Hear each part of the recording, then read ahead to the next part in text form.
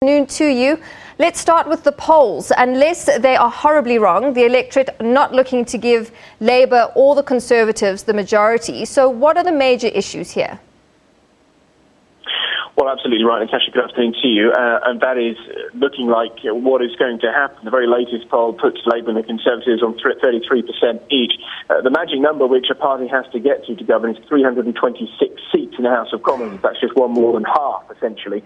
And it doesn't look like either of those parties are going to get that majority. And that would then mean the possibility of negotiations and talks about a coalition or a minority government involving some of the other smaller parties. I think it's very divided this time round.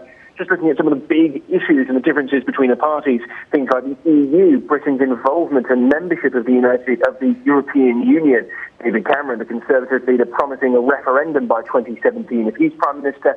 Labour leader Ed Miliband saying that he's not going to do that. The NHS and the state of the NHS, the economy, immigration and jobs, all the big issues at this election. And there are differences between the parties on that. But I think one of the other things which is really making this such a divisive election this time around, as I say, is the rise of the smaller parties. And one of those parties may well play a big part in this result. All right, so Dan, the rise of the smaller parties, then is there a willingness for a coalition? Because if this goes to a hung parliament, we could be looking at days, if not weeks, of negotiations as to how the government will be formed, so deals with smaller parties. Talk us through some of the likely kingmaker parties. Well, some of the likely kingmaker parties, the most likely, if the polls are correct, and of course they could be wrong, the Scottish National Party, the SNP, are expected to do incredibly well in Scotland.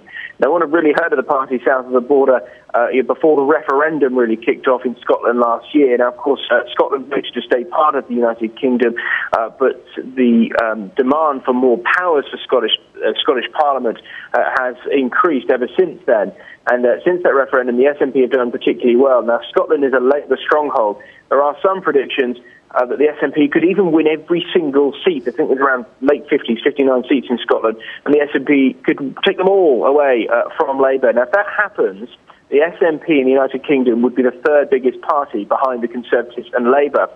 Now, the SNP has said it's only willing to work with Labour, so you could be looking at a Labour-SNP coalition. However, in one of the latest TV debates just a week ago, Ed Miliband, the Labour leader, ruled out working or doing any deal with the SNP, so people aren't sure whether that could work at all.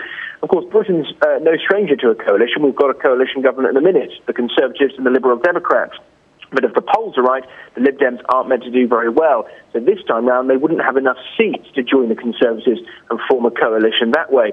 That might mean the current Prime Minister, David Cameron, getting other parties in, the UK Independence Party, the DUP in Northern Ireland. The problem is the more parties you have, the more watered down it is, the more leaders you have trying to get their policies in, and then that could create a weak government.